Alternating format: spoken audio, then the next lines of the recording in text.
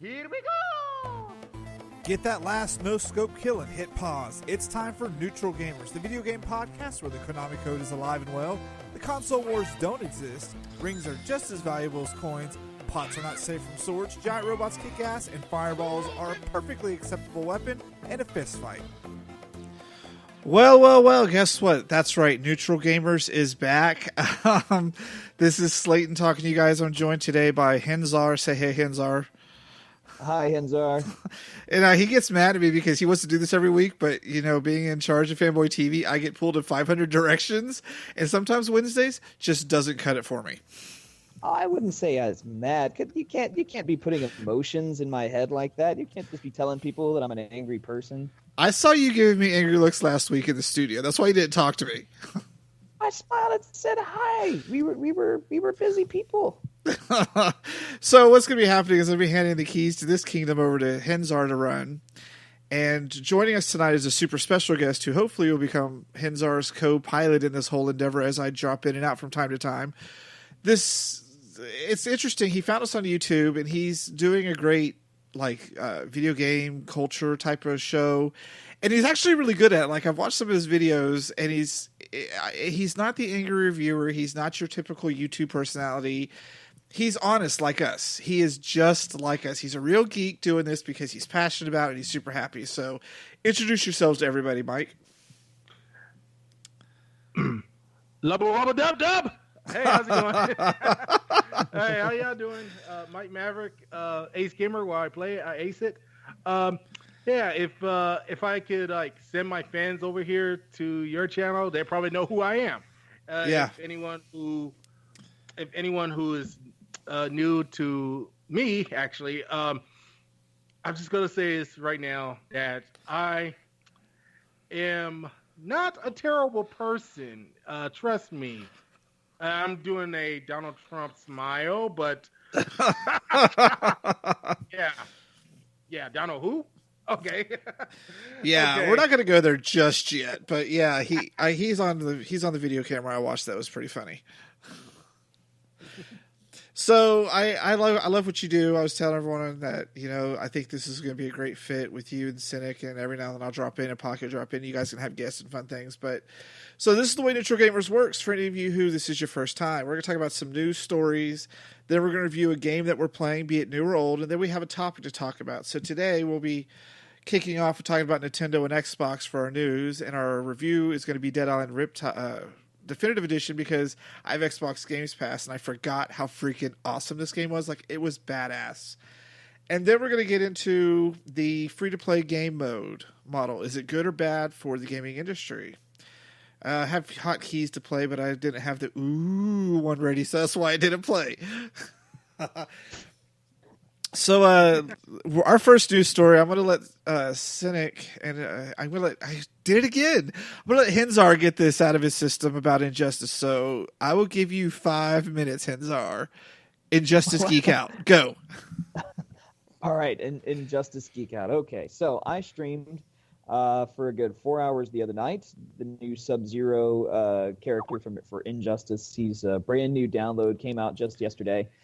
And he is pretty shit compared to the rest of the cast. I must say, all you have to do is block low and just kind of generally avoid him. You can walk backwards if you're Aquaman, Superman, or Black Adam, or anybody who does major damage, or anybody who has an air dash. Pretty much half the cast, you're fighting a losing battle with Sub-Zero because he's all forward movement. The only thing that's ever going to stop anybody from coming through is an ice clone, which can be pretty powerful. But I mean, he's my favorite character ever. He's my favorite Mortal Kombat character, and I have been angrily trying to get one over on people, man. For this game, it is hard. I can only assume that my loss percentage has just doubled by trying to play this character. I lose about every other match. It's really, really crazy frustrating. Okay, I have to laugh because I don't do fighting games, but when you kept saying Sub-Zero, I was trying to figure out what DC character that was, and now you told me it's Mortal Kombat. I have been sitting here racking my brain for at least 2 days since you said you were streaming Sub-Zero, trying to figure out who the hell he is. Well, I mean, they already have Captain Cold and they already have Mr. Freeze. You could. There's only one guy named Sub-Zero. I mean, aside from Running Man. Come on now, you got to get it together. I know, but I didn't think they put Mortal Kombat in Injustice. They did with Scorpion in the first one, and he was very overpowered. So I guess they nerfed him really, really early. So I guess in this one they're just like, hey, let's make Sub-Zero pretty terrible, and maybe we'll add some buffs to him later. So I don't. Maybe that's the. I don't know. Maybe I just haven't figured him out. Maybe I'm just shit. Maybe I'm terrible, and that might very well be the case. But, hey, Mike, are you a fighting game fan? Yes.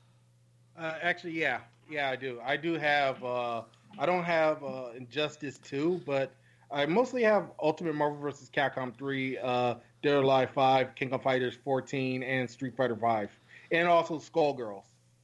Yeah, see, Skullgirls is awesome. I was gonna say it's Marvel vs. Capcom, and he's in my wheelhouse. The other ones I can't touch because I suck at fighting games. Like, I'm the button masher that drives you crazy because every now and then I'll get something really cool off, but I don't know how I did it. You're just crazy, unpredictable. Yeah, a friend of mine is like a fighting game champion. Like, I would love to see you against him, Henzar. Like, it would be epic to watch because he's the Capcom fighting champion.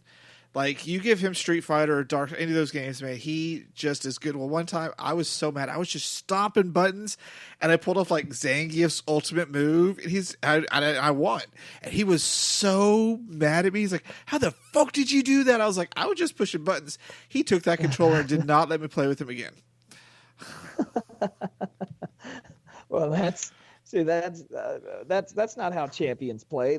You get like that's my problem. I'm stubborn as hell. So this character, even though he sucks, I'm going to do my best to try and make him as good as humanly possible.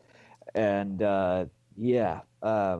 it's gonna be hard getting good with him. But man, no amount of button mashing is gonna make you win a set. That's not happening. Best so sad. 3 out of 5. That's not happening. No. Well, all right, you could do that in Tekken to me because I suck at Tekken. I can kind of play Tekken. 5, I'm not gonna lie. You'd wreck me in Tekken and Dead or Alive 5. So, Mike, what is your game system of choice? All right, my game system of choice is actually right now I have a PS4, but I'm also planning on getting a Switch real soon. That'll be one of my plans here. So See, I have a Switch, and I've been an Xbox gamer since Xbox came out. Like, I've had my gamer tag since Xbox Live launched. Our other news story is I want my Xbox One X, but for some reason I can't pre-order it anywhere. Well, for me, I used to have a 360 until I just had enough with until I had enough of what's it called, Microsoft's bullshit. So I was like, you know what, I had to get rid of it and purchase me a PS3 and a PS4. Until then, now I'm just stuck with Sony. I'm beginning to like most of the games on Sony. And I can see that. And one of the things the PlayStation 4 had was they had the same problem the Xbox One X has. It wasn't available for pre-order when they announced it. Apparently, there's some weird thing with the FCC has to approve anything that has communications on it. I think that's a bit of an overreach when you get to a video game system, though. But, like, I don't understand why a game company would announce something with a price and a date, but they can't sell it. What happens if it's not approved at all? What do they have to do? They have to go back to the drawing board? I mean, what's the plan? They're building the hype. I mean, sometimes that shit can blow up in your face, but that's what I'm under the impression of. Is they're just trying to build the hype while they can. I'm sure it's kind of one of those things where they've done all they can at this point, and they're just waiting for the approval so they can sell it. I mean, the marketing doesn't stop. You can't tell that giant machine to just, hey, you over there, we're not ready, and they're like, hey, we're already on our way. We're already doing shit. We've already spent our money. Like, this train hasn't stopped yet. But what happens when that train derails? Like, I'm ready for it. I'll put the Xbox One S here in the bedroom. I'll put the Xbox One X in the living room on my 4K TV and just play the hell out of games because they look so beautiful. And I I'm signed up for every website to get an email alert. So whichever one emails me or texts me first is where I'm going to get it from. Probably GameStop because that's where I get everything my consoles from. Like that's the one place I can always manage to get it. But man, I'm excited, but I'm afraid to be excited because what if they just can't release it? Well, they'll release it. They'll get to it. Why wouldn't they? What is really stopping it? Like what? I mean, I know it's waiting for approval, but why would they deny it? Why would something like that happen? Could that happen? I'm guessing, of course, it could happen. Why would they deny it? Has there been any reason why they would actually say no, you can't sell this, and just put it on hold? I don't know, Mike. Do you have any idea? Well, actually, no, not at all. I mean, at the moment, right now, it's just at the moment I'm just writing my review at the moment while I'm trying to think of what I'm supposed to say on on this upcoming review. Already posted on the group, but afterwards we have to wait. Yeah, I don't know. When it happened to the PlayStation 4, it created this weird Russian scarcity issue. And I thought Nintendo was the only one that would do that. I see.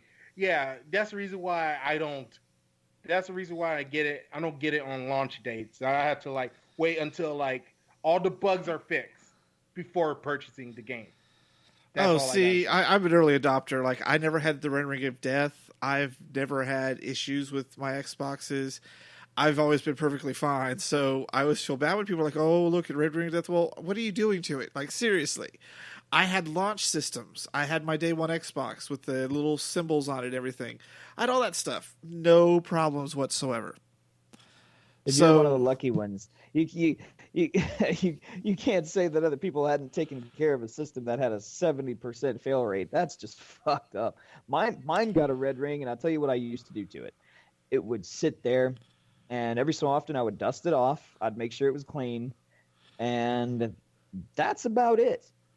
Otherwise, that thing it just died for zero reason. You weren't secretly feeding it spam overnight or feeding it after midnight like you're not supposed to, or getting it wet, I wasn't stuffing peanuts into it. I wasn't slinging beer on it. I wasn't smashing it when I fucking lost. This was before I had multiplayer internet, so the rage factor just wasn't there. I wasn't wrapping it in towels to get it to fail before the warranty was up on it. It just straight up died on me. I sent it in. They sent one back, and it died again in a year or two. It was a horrid launch, and I'm so glad that they fixed it later. But my God, there's just no denying that was a cluster fuck of a release. I'm glad the one hasn't had that kind of problem. I got it a year after its release, and I don't know what kind of problems it has, or even if I have the launch version, but it's 100 times better compared to the 360. By far. The only problem I have with the early adoption that I do is they always make the best deals for the late adopters. Like, throw me a couple bones here, I paid full price for this bitch at get-go, and now you're going to sell it for $200? Give me something online. I don't know. Get something, Where's the loyalty factor? Like, seriously, give me something. Supply and demand, man. Once those sales go down, then you get it. So I got mine a year after release, and I think I got it for it was like $250, plus it came with 3 games, and they were really cheap, and it was Black Friday, and I ended up spending maybe $300. Got a controller and 12 games out of it for around $300. It was a very sweet deal. Yeah, I got the Xbox One X, the S, with a bigger hard drive and all the Gears of War games for $250. But I paid $500 for my Xbox Day One editions just sitting in my bedroom right now. Yeah. I play the hell out of it, but I was just like, come on, people. Come on. Shit, that's the price. That's the price you pay to get it before anybody else, man. I've been the Switch. You guys have been talking about the Switch, and it's really kind of made me want one. In fact, somebody at work just bought a Switch, and I'm not going to say where, but they sit right across their desk, and seriously, they'll just play their Switch, and I'll be like, "Are you playing a fucking are you playing Zelda right now? And he's like, yep, I just bought a Switch. And yeah, it's impressive. It's genuinely impressive. So all the Switch hype that you guys have been talking about has just really, it's damn near convinced me to drop my money. I love it, and you know what? I get to tell Pocky all the time, I was right. There's a real Pokemon game coming. They're going to win the console wars hand down the second that thing hits shelves. Like, for real. Yeah. So, Mike, you're interested in buying a Switch. Why? All right. The reason why I'm interested in buying a Switch is because for the fact of the matter is that all the games are coming out. Well, actually, after looking at E3, I know there's going to be a new Kirby game coming out, which I'm a huge Kirby fan. Me too. Yeah, and of course, and then there's the 2 new Metroid games, and 2 new Metroid games are coming out, and I can't. It's like Metroid, the new Metroid Prime game. I haven't played any Metroid Prime in a while, but at the same time, I really want to play some of the Metroid Prime games. I need to invest on some of these Metroid Prime series before I get to the newer Metroid Prime games. But also, there's the Return of Samus, the game that, it used to be, okay, like, long story short, the other Metroid 2 remake, yeah, they took that out. The reason why they took it down is because of this game coming out, and I can't wait for it. Now you guys getting a legit Metroid 2 remake. Really? Yeah. How are they going to do? Is that coming out for the Switch or is it handheld? Because I missed out on Metroid 2. 3DS. 3DS. Yes, it's coming out on the 3DS. That's awesome. 2 of my favorite Metroid games were the Zero Mission and Fusion, especially. Fusion was such a fantastic game, just right on par with Super Metroid, I thought. Exactly. I finished Metroid. I finished Zero Mission. I finished that game, and I really want to 100% it once again. I haven't 100% the game, but I really want to, because the hardest part of to 100% Zero Mission is that what's it called? That super missile, the hard to reach super missile you got to get. You got me. That you got that with. That shine. You know that shine spark move you got to use in order to get the super missile. You got to use the morph ball, shine spark morph ball. Oh yeah, you talking about the screw attack? No, the shine spark morph ball. You got me there too. I guess it has been a long time for me. It has been a while, hasn't it? Holy shit! Okay, you know what? You know how the shine spark. You know what shine spark is. Sorry, you know how a shine spark is, right? When you run fast, and then you got to when you charge up. Yeah. You can do it with the morph ball in what's it called? Metroid Zero Mission. But it's hard for you to do that when you're trying to get. Yeah, yeah. Just look it up. Look up Shine Spark on through the Metroid Zero Mission. You see what I'm talking about. So, all right, I'll have to look at it. About Nintendo, Henzar is super excited because the SNES Mini Classic is coming. Yeah, I'm probably not going to get my hands on one, but I am actually. I was blown away when I saw that. Well, one of my friends say that the reason why he's going to get SNES Classic is because he will get Star Fox 2. I'm pretty sure that's the one thing that's going to sell it to everybody. I don't really care about Star Fox 2. I was going to say, I think so too. I think that really is selling it for a lot of people, but it hasn't. When I look at those games, I'm like, well, those are really bad. They're really, really bad looking. Star Fox 64 just blew the Star Fox formula out of the water. But until they hit that point, actually, have you guys played Star Fox 1 or 2? I played them, but didn't play through them enough. It has been a long time since I picked up Star Fox. The very first one. Yeah. I haven't played any Star Fox game as of late, so I'm really sorry about that.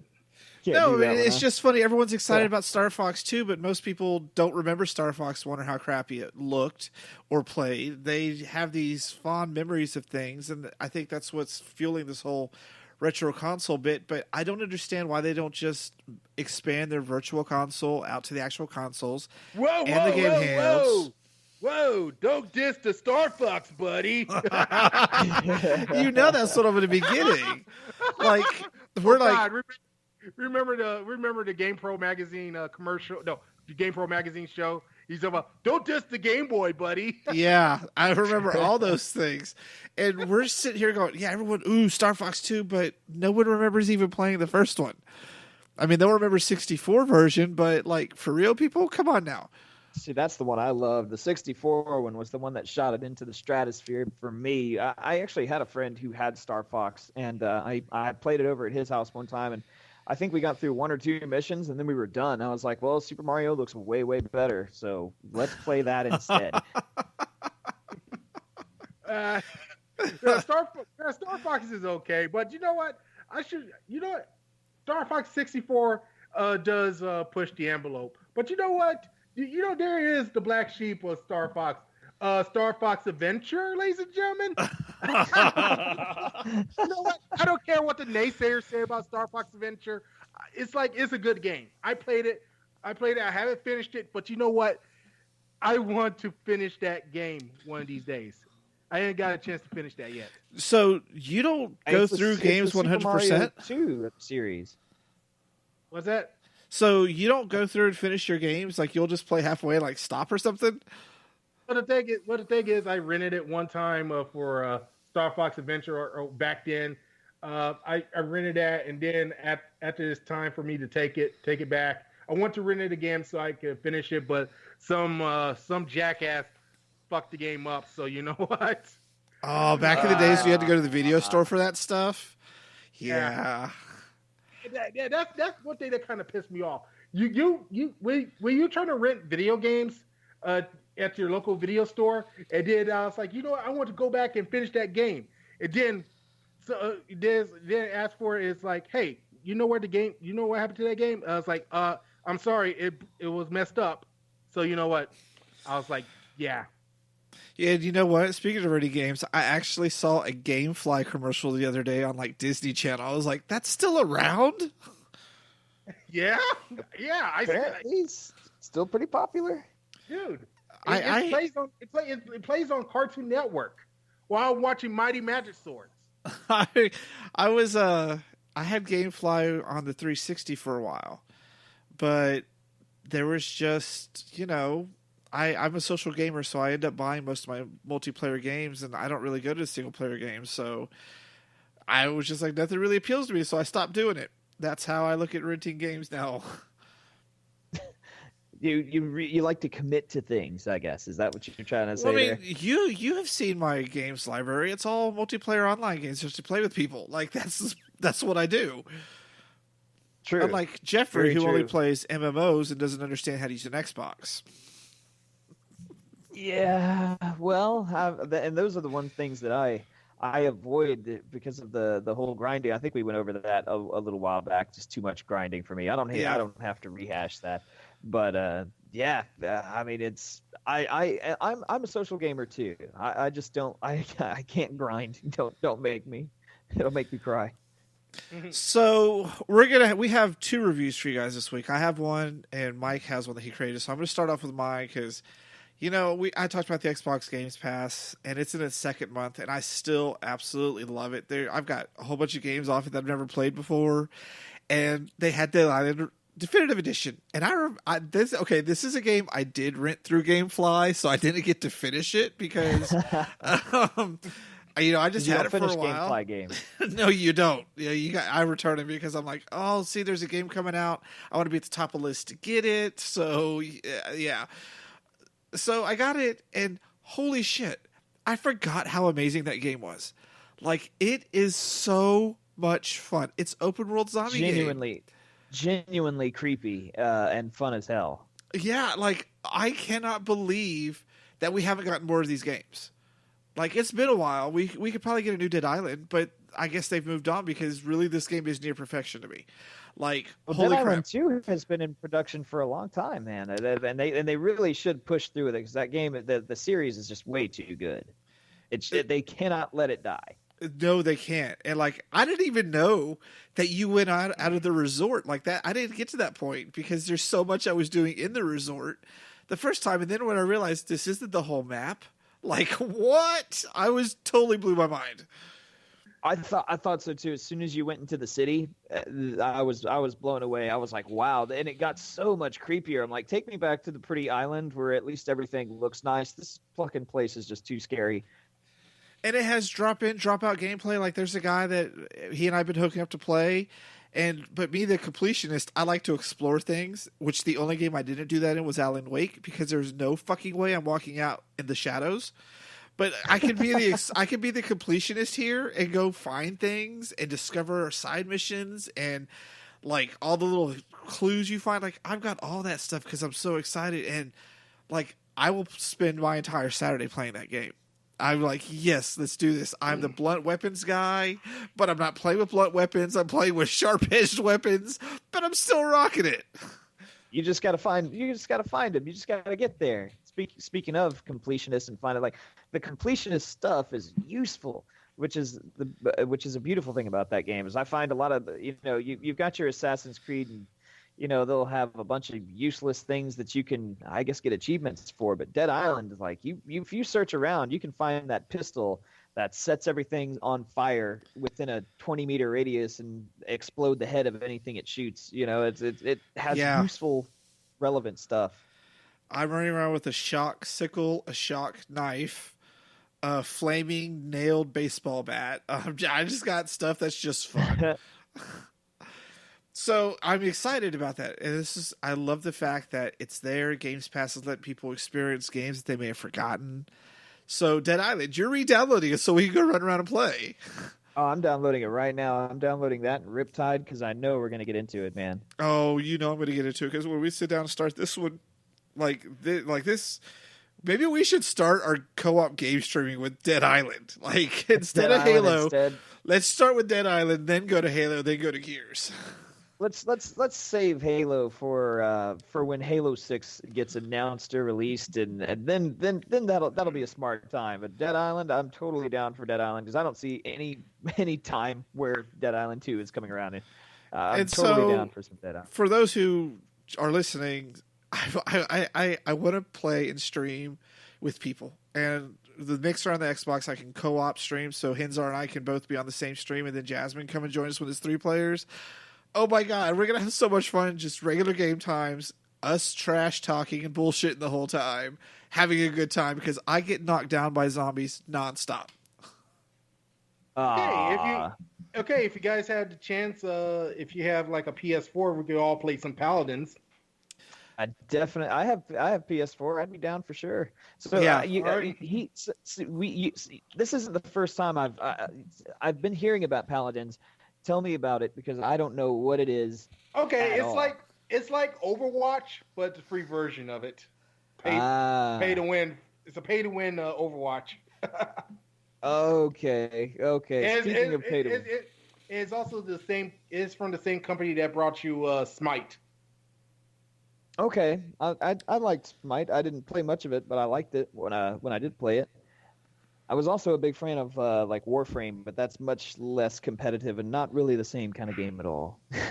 I couldn't get into Warframe. It had weird button mappings. And also, guys, do you guys also have God Eater for the PS4? No, I do not. Oh, that sounds awesome. That sounds blasphemous, and that's just right up my alley. Dude. If I have some extra money, I could probably give you the game. It's like Monster Hunter, but on the PS4. Did they have God Eater? Did they have that on display at what was it, WizardCon or the Comic Con that came around to Austin? I think they did. Is it based on the anime? Well, they do. Well, actually, it came out as a game first, and then they have an anime afterwards. Yeah, I've watched the anime. It's pretty epic. So, have not. Have you seen the Castlevania? Oh my god, yes! Anime, but animation. Except it was only 4 episodes, and they could suck my dick for it only being 4 episodes. Like, really, people, just release it as a movie. Don't tease us. the animation is good. Something came out. It looks like something came out of what's it called? Came out of Avatar, the last Airbender. The animation looks like it, but It it's did. also from it did, but it's from a different animation team that also did something Nickelodeon related. Yeah. So we have a second review from Mike today. He wants to talk about Dark Rose Valkyrie, so we'll give you about 5 minutes for that. Take it away. Okay, here's my thoughts about Dark Rose Valkyrie for the PS4. Well, the game was made by Idea Factory at Compile Heart. Yeah, for the makers of Neptunia series. Okay, I knew you guys were going to say something about, oh, it's the same old company, same old game, not interested. Okay, to all you video game donkeys out there, let me fill you in on it. The game starts off as a virus invasion goes on in the world, and you play as one of the protagonists, and which is his name is kind of escapes me for a moment, but I did play 2 hours of it. But I will play. I'll be playing more hours of it as soon as this podcast is over. Okay, so it runs into this typical girl and the other league protagonists and two guys as well. But yeah, this game definitely screams Persona. But but if you must know, ever since Persona 3 or 4 came out, they adopted the same style of dating sim / JRPG out there. But it's actually right up your alley if you're a fan of these games. But don't let the whole thing fool you. If the gameplay, because let you know that the gameplay is fast paced when it comes to battles. And if you like the battle music, it's like this battle music is awesome, and it got me dove into continuing on playing through this game. And I like the gameplay and the mechanics through the battle system, but also you can like customize your weapons as well to make it more powerful. You have a choice of how to customize the weapons in this game, which is pretty much one of the games that you want to try out. It's 40 hours of gameplay, which right now I play 2 or 3 hours worth of the game, but I will want to play more of this as soon as possible. But I call it a small review, a mini review so far. But I will give a full-fledged review later on in the long run. So you guys stay tuned for that one, because I'm kind of new to podcast style game review thing, but I will come back for completion bonus and more hours of gameplay after the podcast and everything else. But in the meantime, go ahead. No, so I'm just it's a JRPG, right? Yeah, it's a JRPG made by Idea Factory and Compile Heart. See, that is one of the things the PlayStation is really good on, is their great catalog of JRPG games, like very Japanese games. And I kind of miss some of those because I used to play a bunch of those, but I just can't bring myself to buy a PlayStation. Exactly, and it's pretty unique because if you're a JRPG fan, and I know a few of my friends are JRPG fans as well, just to let you guys know that I'm really into both JRPGs and Metroidvania games, especially good. Yeah, Metroidvania style games like Strider 2014, which I should have done that review on this podcast for the first, instead of playing the game for 2 fucking hours. That is one of my podcast regrets right there. You know, I mean, we'll give you your chance. Don't worry. I mean, I'm a huge Metroid fan myself, so absolutely, you got to get your Metroidvania reviewed in. And reviewing games is just having fun and talking about your thoughts of it, whether it be an hour, whether it be completion. And it could be any game, like Dead Island Riptide and Dead Island are so old, but they're still fun. I mean, after all, the game came out 3 weeks ago, and I finally got a copy of it last week. Yeah, but I didn't get a chance to play it before because all the yard work I've been doing and everything else. But I finally got a chance to play it about like an hour or two and everything. So that's pretty much it. I will come back for it, but I will be playing through the game, like probably like give like 40 hours worth of gameplay and then come back for it. But don't worry, I will take breaks, get up, and everything else. You don't want to get yourself a deep vein Dorbalis, whatever you want to call it. So you're not one of those gamers who just sits on a couch all day. Yeah, exactly. But I will give another review here, but it's not a gaming review, but it's something. Okay. The Loud House is like My Little Pony Friendship is Magic, but only humans. 11 out of 10 IGN. I'm done. All I heard was My Little Ponies as humans, 11 out of 10. I don't get it. I was gonna say, are you a brony? Because I haven't delved that deep. No. I had to know. I had to ask. I figured it'd be a valid question. I was talking about the Loud House. Oh, yes, I've seen that show. It's annoying. But it's like My Little Pony Friendship is Magic, but only humans. Yeah, I did watch the My Little Pony movie trailer, though. Don't judge me. It was in my email, and I had to watch it, and I was like, "Oh, excuses. We don't mind, Gav. You can tell us." Yeah, dude, it's okay. It's okay. No. If you're a brony. We know plenty of bronies. I don't get it. I've watched that show with my niece, and I still don't get it. I watched it with a brony, and I asked, how did they build a town if they have no arms? Where are all the guy ponies? I mean, is this a lesbian society? I didn't get it. Here's why I say how they build a house. Magic! Shut up, you weirdo. That's exactly what they told me. It was with their unicorn magic. So let's magically going into the next topic is we're getting away from My Little Bronies there. Magically and mercifully. Magically delicious. Our topic today is I'm knee deep in Happy Dungeon because I love Happy Wars and I love Happy Dungeon, and it's a free game. And Jeffrey loves to play those free-to-play games on the Xbox that are like MMOs and things, but there's always a catch. Free-to-play means you're paying to win. You give them money for stuff so you can actually do well in the game. And this was started in the mobile market. I'm going to have a question for you, Mike. Have you ever bought a mobile game for your phone? No. Well, not really, but I did bought Romancing Saga 2 for the iPhone. I don't know why they release it on the freaking iPhone instead of the freaking PS Vita, but freaking Square Enix. What about you, Henzar? Have you ever bought a phone on your game? I mean, a game on your phone? I have not. I've done neither. Well, I'm lying just a little bit, and let me defend myself.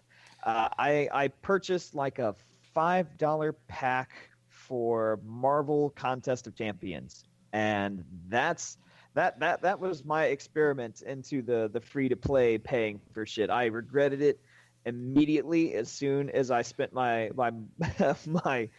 I guess my in-game dollars that I had used with it to purchase like a high level character, and I went, you know what, like, thanks for the high level character, but fuck you. I'm never paying for anything ever again. See, and I've never paid for a mobile phone game either, but that's how pretty much everybody plays games these days. Everybody. Oh.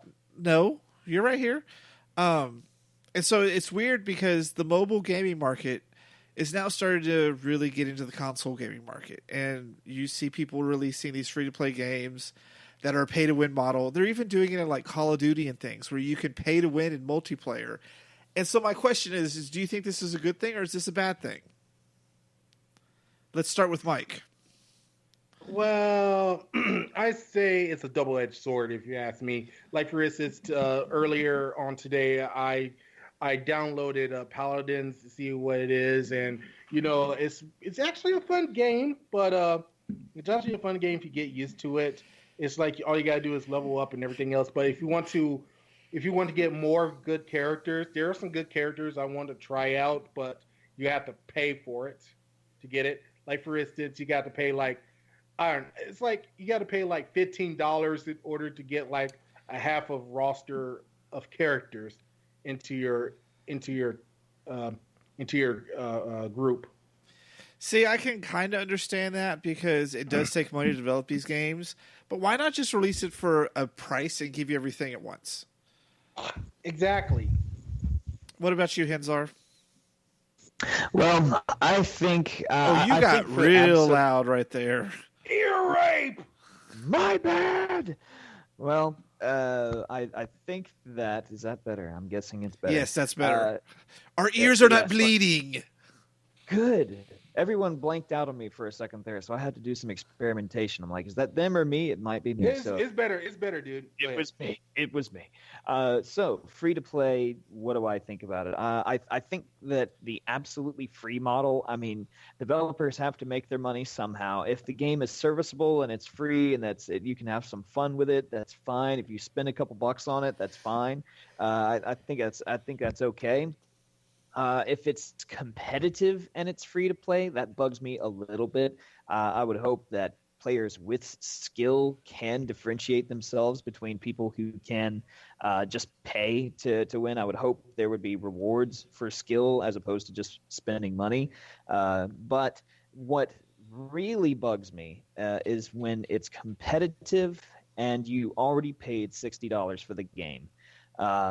Things like I remember one of the first times I saw this was in Halo 5, where you went into a war zone, which was like a fucking 20-man. It was like 16 on 16 or something. I can't remember the crazy number of people that you threw on the map, but I loved it. I loved that whole all-out war thing kind of feel. But the problem is that you chose your own loadout, but you chose it by cards that you had. You can only you spawn with a rocket launcher, but you only have a finite amount of rocket launcher spawns that you can have unless you pay crazy amounts of money for gold packs that will give you rocket launchers and OP weapons and vehicles and all sorts of shit. And whenever I go in there and I automatically see the other team just jump in with rocket launchers and banshees and tanks, and they all just come at you, I'm like, oh yeah, this is a team that's band together and they all spend money and fuck them. Like it makes me want to quit, and I'm not the quitting type. So to make me want to is man, that's when I know things are bad. That's pretty bad.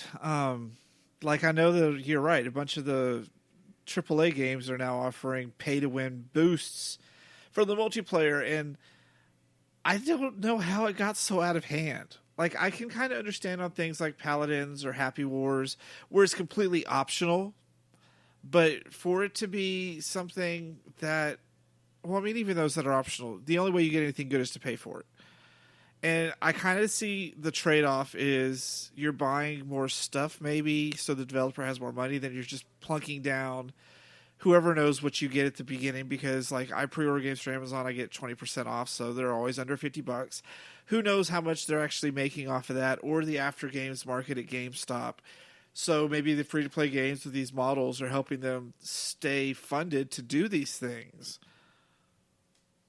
Well, like I said, if it's completely free, it makes sense. But when you pay $60, or like NetherRealm, like the Mortal Kombat team, they did a thing where you could pay $5 to purchase, I don't know how many easy fatality tokens, where you just had to hold the right trigger and press another button in order to get the fatality to come out. And you would spend one token, and you could pay up to $5, $9, $20 to get multiple fatality tokens. And a lot of people were pissed off about that. But I sat back and I went, you know what? If you're a decent player, you can just do the button input and do it, and you have to win to do it in the first place. So I had zero problem with that. Like, that kind of logic seems okay to me. But if they had spent $5 to get a special move on a character that you couldn't get otherwise, and they beat me with that, then I have a problem with it. Yeah, I fell trapped to the Destiny cosmetic items. I spent so much money in Destiny, dude. Like, it's not even funny. And none of it comes with me into Destiny 2, so I was pretty fucking pissed. Like, I have all the speeder bikes. I have all the ghost shells. I've got all that. I've got the shaders. I spent a lot of money on that stuff, so I'm a little pissed at Bungie, but hopefully 2 is going to be pretty fucking awesome. Well, I mean, they've got God, what was that game we reviewed? Or not reviewed, but talked about the other day. That EA is coming out with. Oh, Anthem. Anthem, yes, they have Anthem to compete with, so that they need to really be on top of it. I mean, they might even consider bringing other people's games over. EA is king of nickel and diming, so I'm not expecting a whole lot of competitionally difference there. Like, at least Destiny stuff was mostly cosmetic. I'm pretty sure EA is going to be like, hey, you want a new Robo Suit? You could buy the Ultimate version. Do you think that the version that we saw at E3 was like the $100 version that somebody had paid for the Robo Suit and they get the jetpack, and that's probably not? I don't want to think that. I don't want to think that at all. Mike, what did you have to say? Oh, snap. There's something I forgot to tell you. It's not the half of the roster for Paladins. You can unlock the current and future champions for at least like $13.39 USD dollars. So it's basically a really cheap DLC. Yeah, and not to mention, and then all the loadouts as well probably cost separate as well. Yeah, paying for the different aspects of the game, I kind of have a problem for. They should have just released it as a whole game. Yeah, if you find like find all this stuff you gotta unlock, you gotta see how much that really costs. If you like for instance, it costs $89 to get all the characters, including all the upgrades and all this stuff. That way you can get a lot better at it. Well, we're out of time for this episode. It's been a lot of fun. What did you think, Mike? I think it's a great experience hanging around with you guys. What do you guys think of having me here? I thought it was lots of fun because you bring a whole other perspective to it that I don't have, that I don't think Cynic has. Well, I like it. I like it too, but there's one glaring problem that I just can't ignore. Is that you don't have a nickname yet, man. Yeah, because I'm slating on Xbox. Henzar is Henzar on Xbox and PlayStation. What are you? Also, I'm also the Mike Maverick on what's it called, PlayStation Network and Steam. See, I'm just Mike Maverick, y'all. Deal with it. Mike Maverick? All right. Yeah, my real name is actually Michael Lafitte. I'm using my real name, but I'm also using Mike Maverick as the stage name. You know.